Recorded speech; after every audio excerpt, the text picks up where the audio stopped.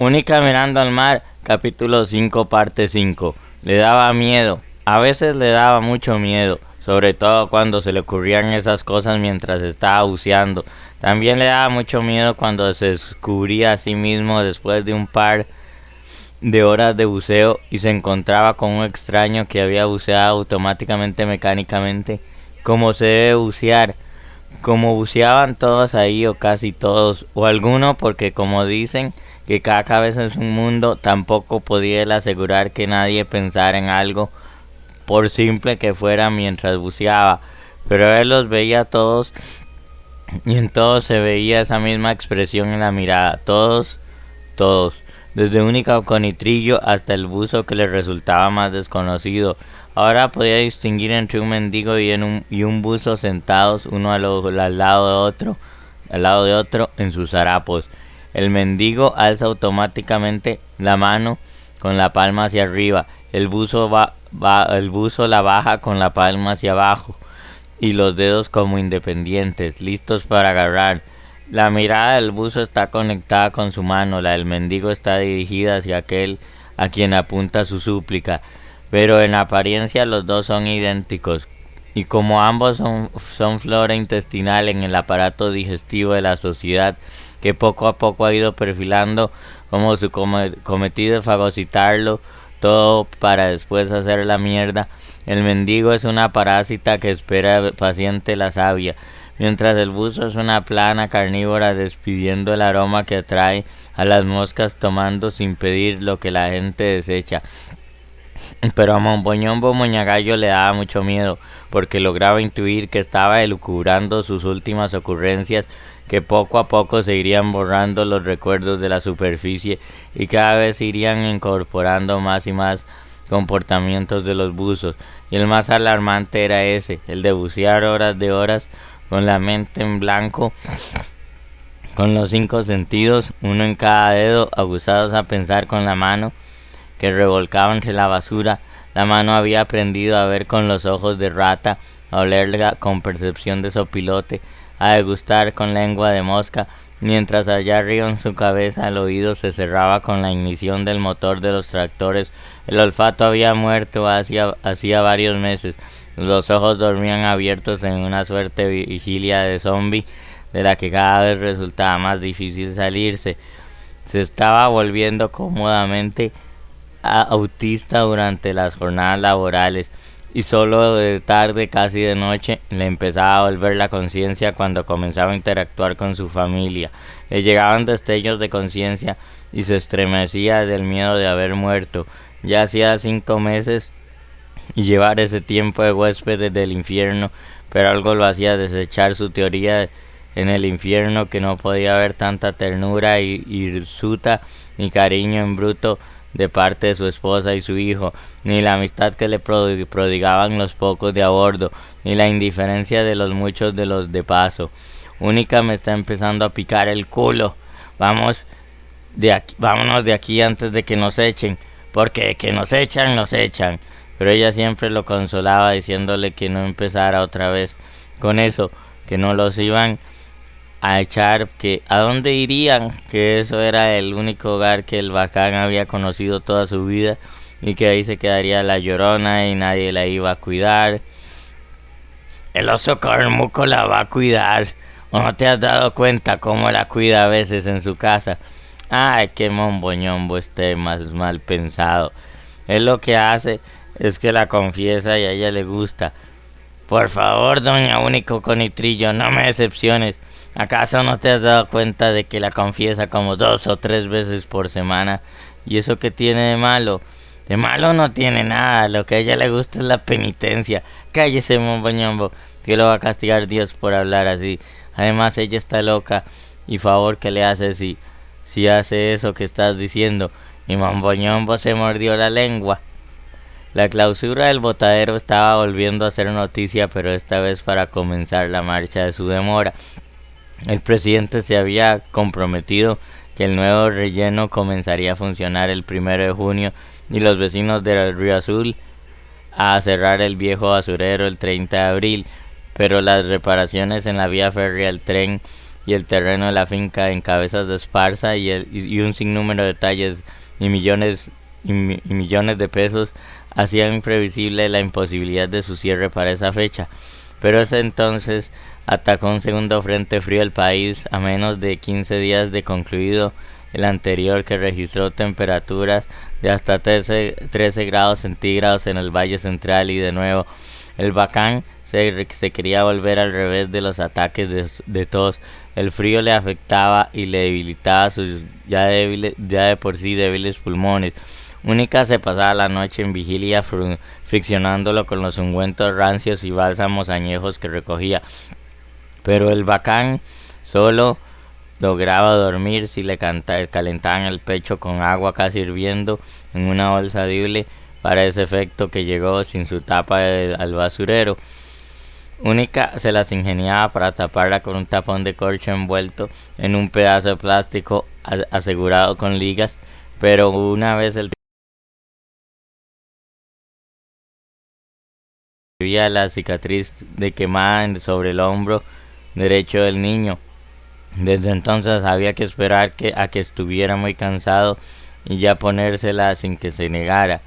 A Única también le afectaba el frío, pero en sus piernas ya a veces hasta pasaba renca durante todo un frente frío, sin dejar por ello de bucear a diario. Hasta el frío nos jode en este lugar. ¿Quién lo diría que en el mero infierno íbamos a tener que calentar agua para un resfrío? Pero la responsabilidad de cuidar a la familia inyectaba nuevas fuerzas en el aprendiz de buzo. Era como si eso lo sacara del letargo en el que caía lo más de los días idénticos a sí mismos, como latas comprimidas. El año había empezado frío, como con ganas de seguir en las mismas del anterior, pero durante febrero el tema del basurero iba dejando de ser febril. Se hablaba más de las responsabilidades del reciclaje, pero solo a un nivel meramente teórico. Con esas cifras nadie puede entender cómo eso de que en Costa Rica se desperdician 3 millones de botellas plásticas por mes, 36 millones de botellas plásticas al año. Coño, eso es eso quién lo entiende, porque nadie las puede volver todas juntas. También se hablaba de la cloaca del cielo abierto, en lo que se habían convertido las redes hidrográficas de la GAM, y de los ríos María Aguilar, Virilla, Torres, Tiribí, Segundo Grande, Ocloro y Tárcoles, así como las quebradas Lantisco, Negritos, Bermúdez y Rivera, que cruzan Alajuela, Heredia y San José, y que sencillamente estaban agonizando. Todo tipo de desechos iban a parar a ellos sin reparo alguno: llantas de autos, la mierda de todas, las mieles del café, de las industrias cafetaleras, que significaban el 60% de la contaminación fluvial, los desechos químicos, los casi 1000 galones de búnker que en un accidente fueron a parar a la quebrada Rivera y provocaron un incendio. Se nos quemó un río.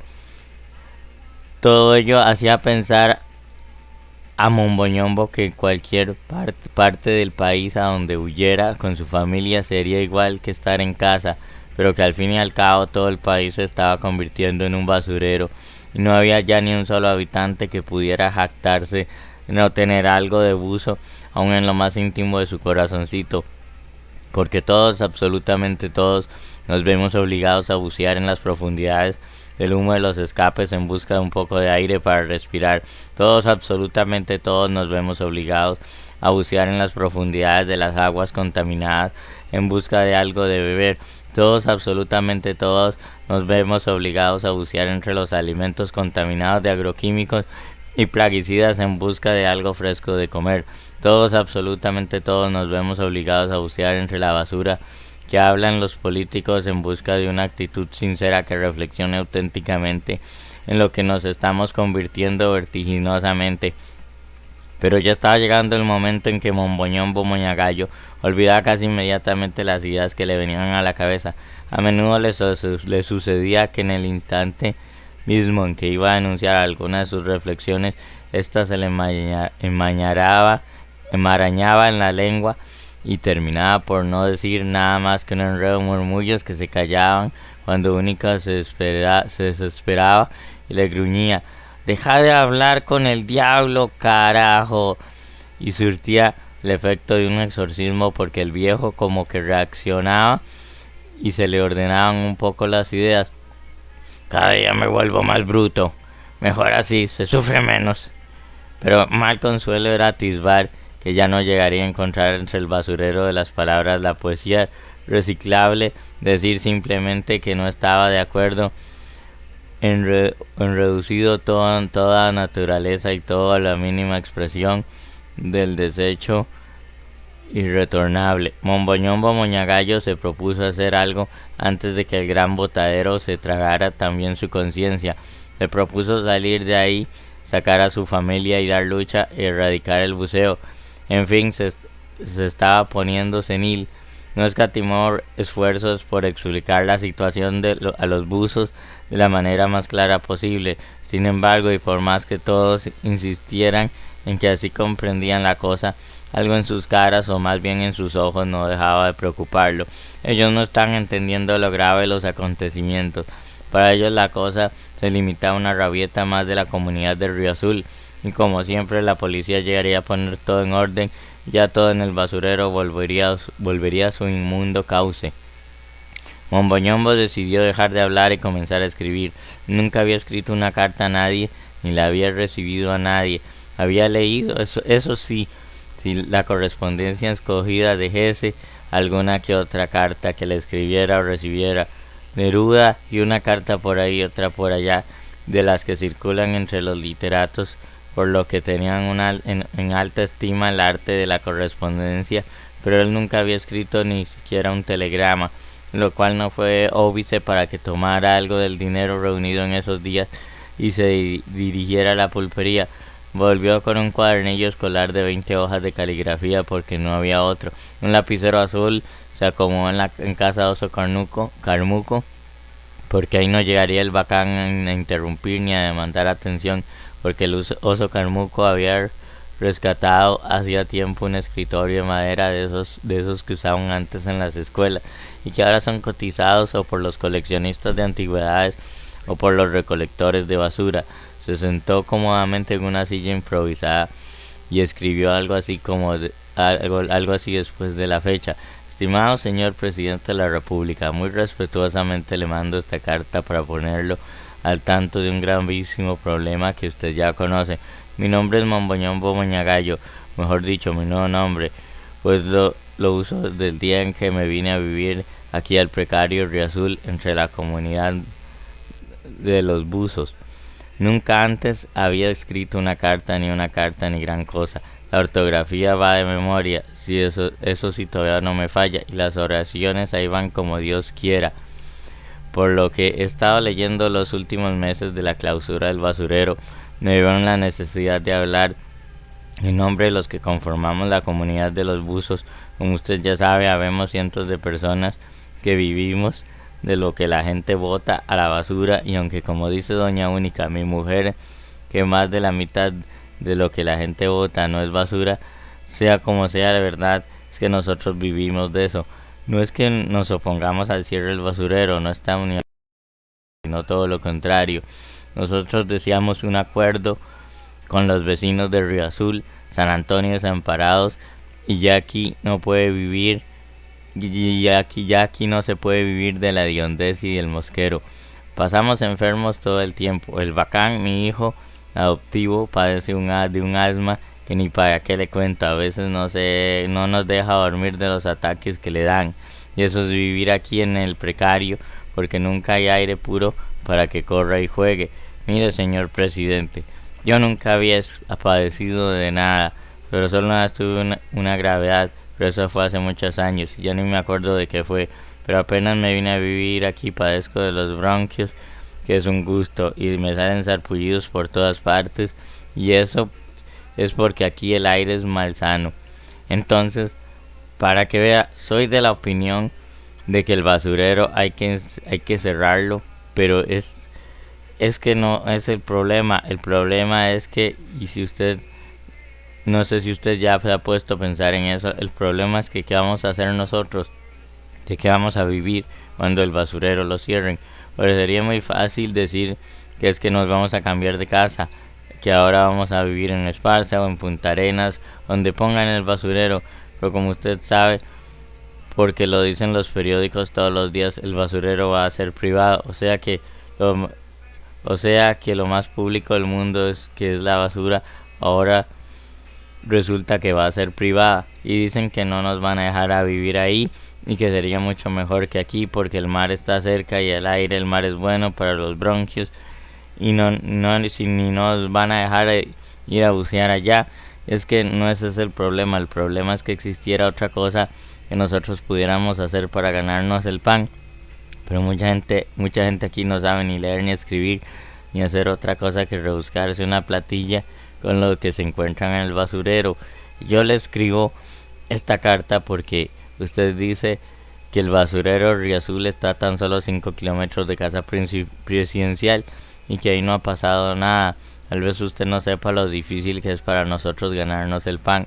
Los que vivimos aquí tenemos que aguantarnos el mal olor y las cochinadas de los opilotes, las moscas y las cucarachas que son peores, porque por lo menos las moscas duermen, pero las cucarachas trabajan jornada continua y hay de noche y de día. Y los que bucean por las calles de San José no solo se tienen que aguantar de que de todos los corran porque riegan la basura, sino que también viven respirando el humo de los carros y esa otra porquería que enferma a la gente. Mire, señor presidente de la República, el caso es que no está bien que hayamos personas que tengamos que vivir entre la basura, pero tampoco es el caso de que a todos nosotros nos dejen morirnos de hambre. Ahora que la basura va a estar en manos de la empresa privada, yo he oído eso de que la empresa privada produce libertad y no estaría nada mal que nos liberaran de vivir aquí como presos porque nuestra única falta es haber nacido pobres, pero tampoco se puede decir que uno es libre si se está muriendo de hambre. Yo he leído muchas veces eso que dijo Sanguinetti, de que donde hay costarricenses, esté donde esté, hay libertad. Y será que yo no soy muy religioso, que digamos, pero yo a ese santo no lo conozco y por eso no me atrevo a contradecirlo, porque aquí habemos muchos costarricenses y ninguno es libre, todos pasamos más penurias que los que están en la Penny y todos somos más esclavos de lo que usted se imagina. Es como si estuviéramos amarrados de pies y manos a este basurero y ahora que los periódicos dicen que lo van a cerrar, imagínese usted, es como si de pronto Dios mandara a decir que va a cerrar el mundo y que lo va a pasar para Marte. Imagínese usted, ¿qué haríamos nosotros? Usted me podría decir que ya hay coches para ir a Marte, pero si el mundo que van a abrir allá fuera privado, ¿qué? Pero nosotros también tenemos pies como para ir caminando hasta el nuevo basurero. La cosa es que si no nos van a dejar entrar, ¿para qué nos sirven? Yo soy de un caso aparte, yo me vine a vivir aquí en parte porque me dio la gana y yo me boté a la basura, pero aquí hay tanta gente como el Bacán, por ejemplo, que nació aquí y que es el único lugar que conoce. ¿Qué va a hacer el Bacán? Lo único que él sabe hacer es leer, de que va a vivir cuando le faltemos única y yo. Y así hay tanta gente que solo vive de lo que los demás votan y yo francamente no sé qué va a pasar. Yo les hablo, pero no sé si me entienden. Yo les digo que tal vez hablando con usted algo se puede hacer. Y les digo que yo conocí a su papá, que tal vez usted me quiera escuchar porque aunque estemos tan cerca de la casa presidencial, yo sé que hay cosas que no se ven si uno no afina el ojo y cosas que no se huelen si uno no afina la nariz. Tal vez lo que nosotros necesitemos también sea una de esas famosas movilidades laborales de las que tanto hablan los diarios, para que nos pongan a trabajar en otra cosa y nos den garantías sociales. Porque aquí no se arrima nunca un médico ni un trabajador social. Aquí no se arriman ni siquiera esos panderetas que andan en los buses hablándole a la gente de la perdición de sus almas. Mientras que aquí hay cientos de almas que se están muriendo, pero de hambre y de asma. Tal vez si usted nos consiguiera trabajo en otra parte donde nos enseñen a hacer algo útil, claro, y mientras nuestros niños pueden ir a la escuela y que nos den una casita humilde, pero por lo menos mejor que los cartones y las latas de zinc en las que vivimos. Entonces, si quieren privatizar la porquería, que la privaticen, pero sin dejarnos sin sustento a todas las personas que vivimos aquí. Usted podría pensar de que nos va a poner a hacer si no sabemos hacer nada y como nos van a dar casitas a nosotros que todos lo destrozamos para venderlo. Pero piense primero que nada de eso lo hemos hecho los pobres por malos que somos o por mal agradecidos. No, cuando un pobre hace eso con la casa que le regalaron es sencillamente porque no sabe hacer otra cosa. Eso lo hace como un instinto, pero no natural, sino aprendido. Yo sé que no hay instintos aprendidos, pero le pongo el ejemplo porque yo creo así, que así es como funciona la cosa, como un instinto aprendido. Pero si usted nos consiguiera buenas condiciones para que no tuviéramos que hacer esas cosas, yo le garantizo que algo bueno podría salir de todo esto. Sobre todo porque toda esa gente de aquí es gente que sí se adaptaron a vivir entre la basura, ya no haya que no se puedan adaptar y es solo un poquito de educación lo que necesitan. Yo que ya llevo varios meses viviendo entre ellos, le podría ayudar con mucho gusto a ver por dónde comenzamos a educar a esta gente, porque son buenas personas. Lo malo es que se visten muy feo y no se bañan y huelen muy mal, aunque ya a mí no me huelen a nada. Por eso no es culpa de nosotros, porque aquí ni agua hay. Pero si usted los conociera, vería que yo tengo razón y que no es justo que hayan gentes que tengan que vivir así. Lo demás me gustaría decírselo personalmente, pero por lo que espero de usted me conteste tan pronto sea esta carta y nos escuche. En espera de su amable atención se despide Momboñombo Moñagallo. El viejo salió tan contento del oso carnemuco que apenas se aguantaba en las ganas de decirle a toda la comunidad que ya estaba resuelto el problema. Se envalentonó, tomó un poco más de menudo y salió sin decir nada a nadie. Eso sí, se lavó los dientes antes de partir. Bajo la cuesta pasó el puesto de vigilancia en la entrada, saludó a los guardias, caminó pasando por la malla del patio de la escuela y llegó por fin a la parada de bus de San Francisco Río Azul. Esperó 45 minutos y lleno de emoción tomó el autobús sin percatarse de las miradas de repudio de la gente. El viejo iba sentado en el primer asiento y sentía de pronto como pequeños mareos de puro desacostumbrado que estaba de andar en bus. Escuchó atentamente un barullo que se le coló por el embudo de los oídos. Era música, no escuchaba música desde el día de su llegada al precario. Se emocionó más aún, un bolerazo de mis tiempos. El viaje hasta el centro de San Francisco Río se le hizo eterno de la premura. Se bajó, cruzó la calle, esperó otra media hora para el autobús de la ruta periférica que lo llevó a trompada de loco hasta Zapote, donde se bajó y comenzó a caminar hacia Casa Presidencial. Una vez dentro de los grandes portones negros, Momboñombo pidió a los guardias que lo dejaran entrar porque tenía una carta muy importante para el presidente, pero los guardias solo vieron a un viejo en harapos y maloliente y desaliñado, con un mugriento cuadernillo en la mano.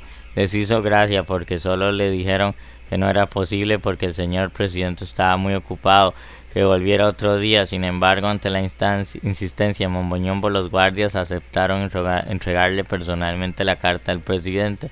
El viejo lo agradeció en el alma. Regresó a pie. El precio de los pasajes era exorbitante para un buzo. A la vuelta encontró a Única desconsolada llorando porque Momboñombo se había ido para siempre, pero apenas lo vio comenzó: vos lo que querés es volverme loca. A ver, ¿a dónde diablos andabas todo el día?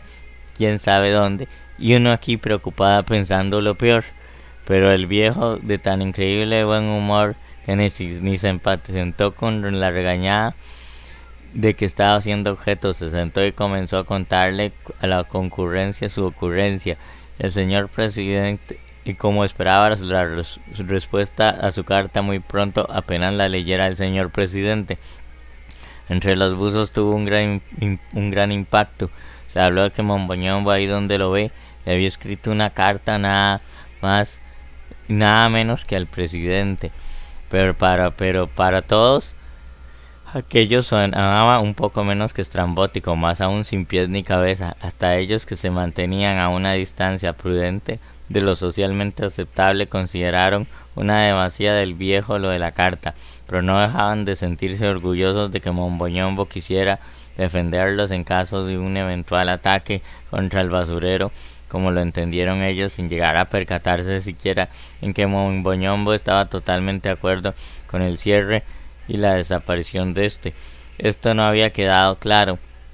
La parte de la propuesta de un cambio de vida para los buzos ni siquiera la escucharon, pero las actitudes de apoyo le levantaron el ánimo al viejo y hasta el punto de sentirse el redentor de aquella estirpe paralela a la humana. Única le propuso un trato, una prueba de fuego, más bien. Ahora que mandaste la carta, Monboñombo, prométeme que te vas a sosegar, que vas a dejar de andar por ahí con cara de bobo pensando solo en desgracias y que vas a trabajar con gusto porque el trabajo es sagrado. Y él aceptó, se aguantó los calores de marzo sin decir nada y extrañó las lluvias de octubre y noviembre mientras veía con nueva preocupación que no habría de ser necesaria la clausura del basurero, de continuar el clima así, simplemente este se evaporaría un mediodía cualquiera en un flato amarillento que oscurecía la luz del sol un instante mientras terminara de atomizarse. Extrañó las olas frías de enero y febrero mientras buceaba en pleno sol de la mañana, porque de no ser porque su sombrero de lona ya se le habría derretido el seso, por su sombrero de lona ya se le habría derretido el seso, le decía Única, recordando a alguien que fingió haber creído lo mismo un día que se le derritieron unos requesones que en broma habían puesto en su yelmo. El calor secaba y reventaba la tierra del basurero dejándole hecha una red de grietas por donde se escapaban a veces un poco de gas atrapado en el subsuelo. Lo derretía todo, alborotaba los humores fétidos de las cosas en proceso de descomposición, o multiplicaba al infinito el número de moscas que revoloteaban desde siempre por ahí, rechinaba la piel de los buzos y se secaba la argamasa del polvo, sudor y mugre que los curtía, alborotaba la sed también y hacía tan evidente la ausencia de sombras en el basurero que los buzos habían llegado a elaborar una suerte de tiendas de campaña con sus sábanas y los trapos que hallaban, de modo que cada cierto tiempo se iban a meter ahí para evitar la insolación. Hasta el oso Carmuco se desembarazaba de su trapo púrpura para esos días para sobrevivir al calor y volvía a sus harapos de civil con la certeza de que todo el mundo comprendería. Para su tranquilidad, Monboñombo durante el mes de marzo no encontraba mayor información en los diarios. El tema del basurero se había calmado bajo el entendido de que el 30 de abril estaría cerrado para siempre, por lo que las esperanzas del viejo lo llevaban a ocupar su mente volátil las ocupaciones futuras de los buzos, una vez que se hubiera operado el milagro de la multiplicación de la justicia y su reinserción social. Él pensaba que el bacán aprendería rápidamente en la escuela. Bueno, ya estaba un poquito crecido para la escuela, pero en una de esas funciones de noche, eso claro sí, si Única lo permitía, que era lo que más estaba difícil. Una de esas que funcionan de noche, eso claro, si Única lo permitía, que era lo que estaba más difícil. También se llegó a imaginar que el seminario haría maravillas con la formación del oso Carmuco. ¿Te imaginas, Única, vos y yo en una casita propia, con jardín y de todo? Porque todavía podemos trabajar mucho tiempo. Todo es cuestión de que el gobierno nos dé un empujón. ¿Y de qué estás hablando, Monboñombo? Pues de la carta, de que otra cosa iba a hacer. Pero marzo, perecedero y biodegradable, cumplió su promedio de vida normal, un mes cualquiera, y murió heredándole a Abril sus tareas inconclusas. La respuesta no llegó como era absolutamente previsible, y Monboñombo no dejaba de atribuírselo a la negligencia de los guardias. Tuvieron que ser ellos, porque si el presidente la hubiera leído nos habría contestado hace tiempo, pero ellos no se la dieron. Fue culpa de ellos. Ellos no se la dieron. Y no sería que no te lavaste los dientes ese día antes de ir a hablar con ellos. Pero claro que me los lavé, y 2 veces. Que lo que pasa es que como lo ven a uno pobre, entonces no le dan importancia. Y no. Ya. ¿No sería pusiste alguna grosería en la carta y el presidente se resintió con vos?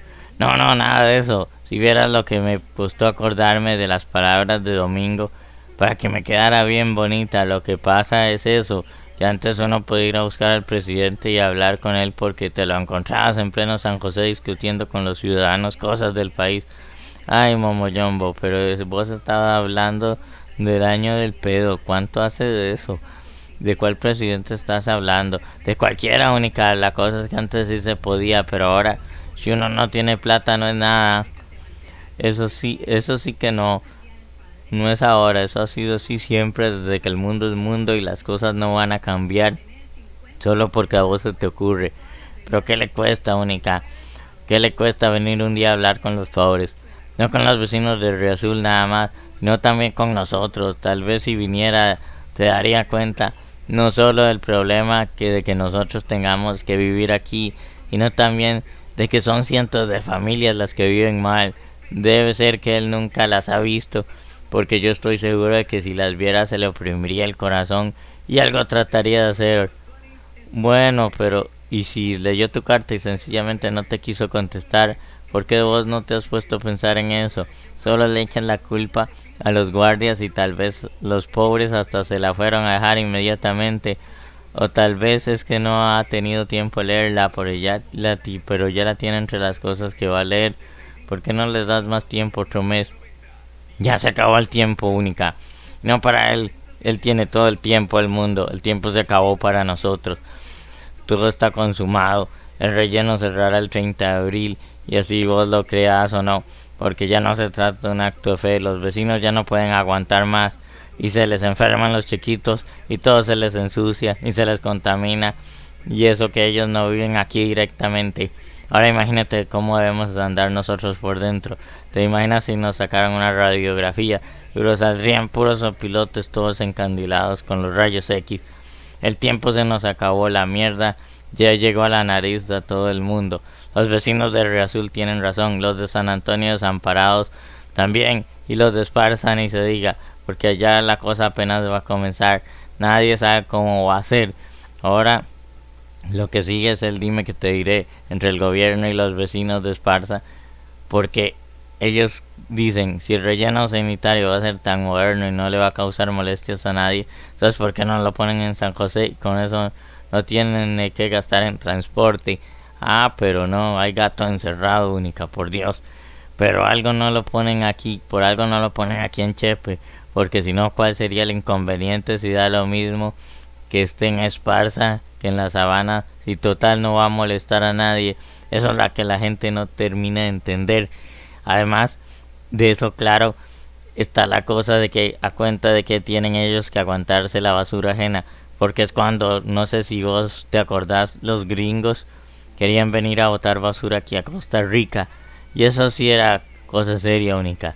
Era un barco del tamaño de San José que iba a venir hasta la mierda de basura. ¿Y qué? Que la gente se paró de pestañas y nadie aceptó. Bueno, hasta donde se sabe, porque aquí llega tantísima basura en inglés que a lo mejor si aceptamos sin darnos cuenta. Ah, Momboñombo, a veces tengo que hablar y me parece que estoy oyendo a un comunista. ¿Qué comunista ni qué mi abuela? No sabes vos que hasta los rusos se tiraron a la basura. Y ahora lo que tienen es un viejo gordo que lo único rojo que tiene son los cachetes, que cambiaron a la mamá por un burro. Pero ¿qué vas a saber vos de esas cosas?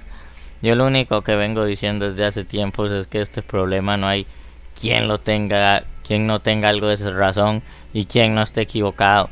Y si me volvés a decir que lo que pasa es que yo todavía no soy un buen buzo, te lo voy a aceptar. No soy un buen buzo, aunque ya parezco el papá de todos los buzos. Lo que pasa es que ahora que asumí la responsabilidad de una familia, no la quiero criar aquí entre la basura. Lo que más me gusta de vos es que hablas como si tuviéramos 20 años y estuviéramos empezando. Cuando decís esas cosas te quiero tanto. Bueno, de alguna manera estamos empezando. Si no, nos vamos de aquí a vivir una vida más decente. Sería como si estuviéramos empezando. Y sería muy bonito. Yo no sé cómo has hecho vos para quedarte 20 años aquí. Sí, yo sé que la necesidad tiene cara de caballo, pero ya no es justo y no se trata de que uno sea un mal agradecido con la vida. Lo que pasa es que hay que procurarse una vida mejor. Eso está muy bien. Lo que yo no sé es cómo vamos a hacer si de veras nos cierran el Chinamo, como vos decís. Lo van a cerrar. Tarde o temprano lo van a cerrar. Y algún día se van a dar cuenta de que lo único que se puede hacer con la basura es reciclarla. Como dice la gente que escribe en los periódicos. Yo sinceramente no sé muy bien qué es eso del reciclaje. Pero parece que se trata de volver a hacer que la basura sirva para algo. No solo para alimentar buzos, ratas y sopilotes ni para que gente como nosotros vivía igual que esos bichos ni para que gente como nosotros viva igual que esos bichos indeseables. Y listo, hemos terminado. Recuerden suscribir, compartir, comentar, dar me gusta, etcétera. Y viene el capítulo 6, así que no se lo pierdan dentro pues el próximo mes. Chao, hasta pronto, nos vemos.